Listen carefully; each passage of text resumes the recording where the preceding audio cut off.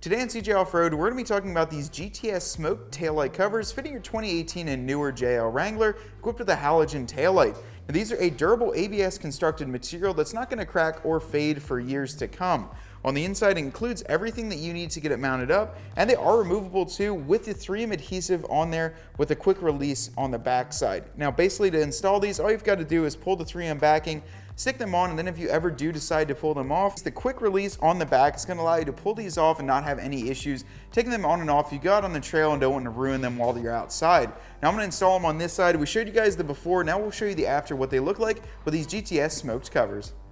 Now after you pull off the 3M on the back, simply push this on to the taillight section and then push firmly on those 4 locations to make sure it sticks. We've got the GTS covers installed, and obviously you can see it's a big difference from the factory to these. It'll obviously eliminate some of the light output of your taillight, and you got to check on your state or local ordinances to make sure that you can actually run these.